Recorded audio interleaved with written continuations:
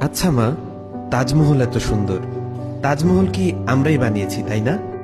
না তো, যিনি বানিয়েছিলেন উনার নাম সম্রাট শাহজাহান, উনি মুসলিম ছিলেন। ও আচ্ছা, তাহলে কুতুব মিনার নিশ্চয়ই আমরা বানিয়েছি।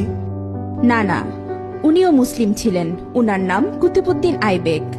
তাহলে লাল কেল্লা নিশ্চয়ই আমরা বানিয়েছি। না, ওটাও মুসলিম শাসকরা বানিয়েছিলেন। তাহলে পুরাতন কেল্লা আমরা বানিয়েছি। না, পুরাতন কেল্লাও মুসলিমরা বানিয়েছে। তাহলে চারমিনার নিশ্চয়ই আমরা বানিয়েছি। না, চারমিনারও মুসলিম শাসকরা বানিয়েছে। মা, আমি শুনেছি ভারতের সবচেয়ে বড় ও পুরাতন রোড গ্র্যান্ড ট্রাঙ্ক প্রায় 3000 কিলোমিটার পর্যন্ত বিস্তৃত, সেটা তো আমরা বানিয়েছি। না না, গ্র্যান্ড ট্রাঙ্ক রোড আমরা বানাইনি। গ্র্যান্ড ট্রাঙ্ক রোড এক মুসলিম শাসক বানিয়েছেন, উনার নাম শেরশাহ। আচ্ছা, তাহলে হাজারদুয়ারি প্যাসেজ নিশ্চয়ই আমরা বানিয়েছি। না বেটা, এটাও মুসলিম শাসকরা বানিয়েছে। আচ্ছা, তাহলে মুঘল সাম্রাজ্য আমাদের ছিল তাই না?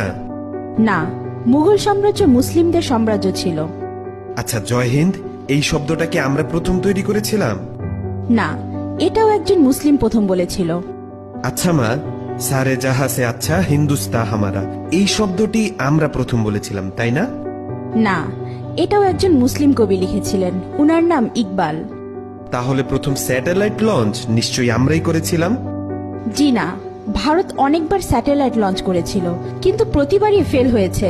এরপর এপিজে আবুল কালাম আজাদ প্রথমবার সাকসেসফুল ভাবে স্যাটেলাইট লঞ্চ করেছিলেন। উনি না থাকলে আজ ভারত স্যাটেলাইট লঞ্চ করতে পারত না। তাহলে পারমাণবিক অস্ত্র নিশ্চয়ই আমরা বানিয়েছি। না না, পারমাণবিক অস্ত্র একজন মুসলিম আবিষ্কার করেছে, উনার নাম এপিজে আবুল কালাম আজাদ। তাহলে মুসলিমরা না থাকলে আমাদের কি হতো মা? মুসলিমরা না থাকলে ভারত এক অন্ধকারাচ্ছন্ন দেশ থাকতো।